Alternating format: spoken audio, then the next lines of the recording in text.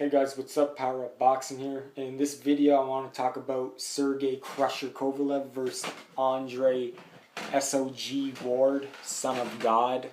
I think it stands for, I'm pretty sure. So this fight is speculated it might happen now, considering Andre Ward just signed a deal with HBO for a 3-fight contract. And apparently he's supposed to appear on the undercard of Canelo Cotto November 21st on the pay-per-view that night. He's supposed to be on the undercard. I don't know if he would be the co-main event. I don't know, but apparently though the opponent though he's gonna fight hasn't really been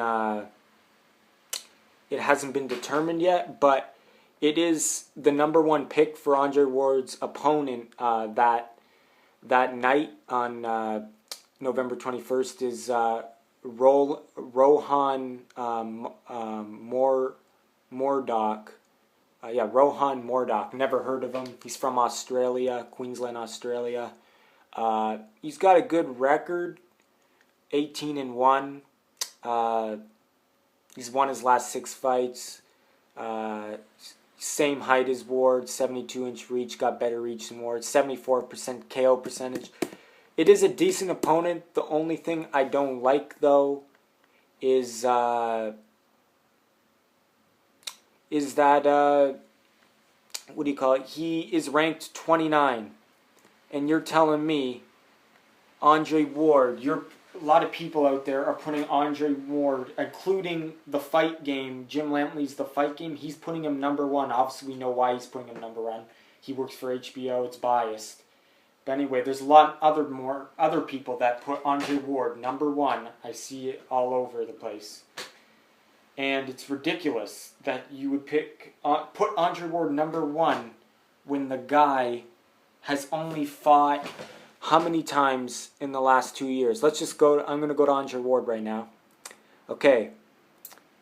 The guy, Andre Ward, fought pretty much since June 2010. Andre Ward has only fought 1, 2, 3, 4, 5, 6. So since June 2010, Andre Ward has only fought 6 times. That is very little, considering fighters back then would fight like 6 times in like a month or something. More than that, but I don't know, but they fought a lot. But anyway, how can you put Andre Ward pound for pound #1? I know he's good. I know the guy is great. Like, the guy's great. He's got a good resume, but he is so inactive. It is disrespectful to put him #1 because there's so many other fighters that deserve to be way higher than him, ranked better than him. In my opinion, I don't think Andre Ward should even be in the top 10, but that's just my opinion. But obviously he has the potential to be in the top 3. He has the potential to be #1, but he isn't #1. And the reason why I don't put him #1 is because the guy has only fought once since 2013 of November. Like, come on now. And his one opponent that he's fought since that was Paul Smith. You got to be joking me right now. Paul Smith, 35-5. Like, that's a joke. That earns him #1 spot, beating Paul Smith. You got to be kidding me. Anyway, and then if you go back further though, 2013, before his last fight, the fight before his last fight, Edwin Rodriguez. That was a good opponent. That was a respectable opponent. And yeah, like, that was, like, since then though, he's done nothing. So really, and he was impressive. He was impressive in that he's, like I said, I'm not saying he's not #1 because he's not good enough or he's not. It's just he's so inactive that you can't put him #1. I'm completely going off topic because I wanted to talk about him versus Sergey, but I'm ending up talking about just Andre Ward altogether. But maybe I might get to it in this video talking about them. But I'm just gonna keep on going for what I'm talking about right now. But we'll keep on talking about Andre Ward. Okay, he does not deserve to be number one pound for pound. He does not deserve to be in the top 3. He does not deserve to be in the top 5. He does not deserve to be in the top 10, in my opinion. He does not deserve to have a title in the 168 division. He should have got stripped of that title. The guy has only fought once since 2013 November. And like I said, he fought Paul Smith. So, and that was at a catch weight. So, and it looks like, though, he is going to be moving up to the light heavyweight division. But anyway, let's go back to... Okay, so he signed a 3-fight deal with HBO. He just signed it. He's going to be fighting on Canelo Cotto undercard. And apparently the number 1 pick for his opponent, like I said, is Rohan Murdoch. And like I said, it's an all-right opponent because he's got a decent record, but he's ranked 29, and there's if you're talking about a guy who is supposed to be number 1 is fighting a ranked 29 fighter. Come on now, so many guys ahead of him. But like I said, it's an all right opponent. He is Andre Ward has been very inactive, so you got to give him. I understand to have tune-up fights. I understand that he isn't fighting going straight to Kovalev or Adonis Stevenson. I understand that, but don't put him number 1, especially like I said, who has he fought in the last 2 years? Paul Smith. And like I said, I don't criticize him for fighting. Like if he fights Rohan Murdoch, I don't criticize him for that because he's been so inactive. You don't want to go straight to a guy like Kovalev. You want a tune-up.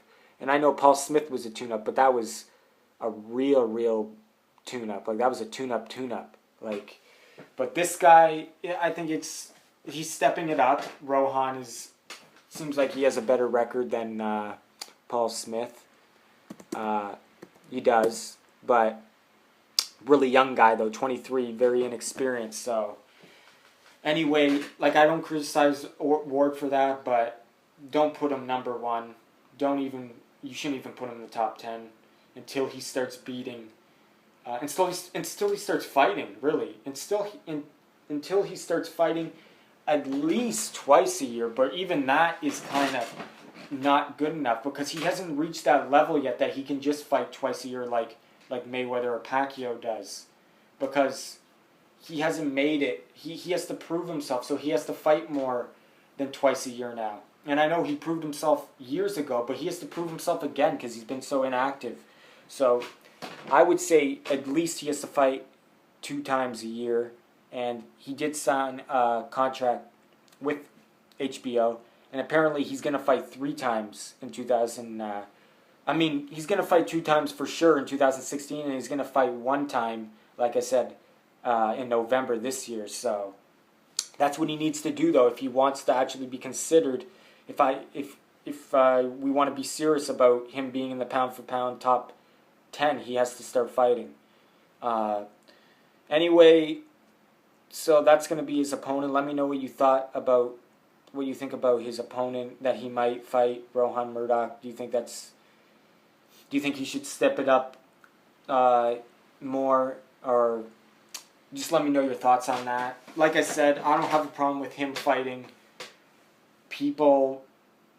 Like I said, I don't have a problem with him having tune-ups because he needs the tune-ups. He's been so inactive. But don't put him in the top 10 pound for pound. And if you do, and you think that, he better be fighting way top 10 competition every time. Then if you're number 1, you have to fight top 10 every time, in my opinion. There are some exceptions, obviously. If a guy's just murdering guys and he's not in the top 10, but he's murdering guys, and maybe there is an exception sometimes.